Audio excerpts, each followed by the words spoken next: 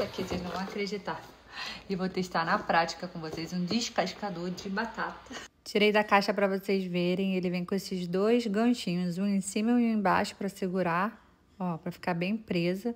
Aí você consegue ir ajustando. Depois você sobe o descascador e aperta o botão. Sabe quando você aperta já esperando que não vai dar certo? Eu comecei a me surpreender que tava dando certo, cara.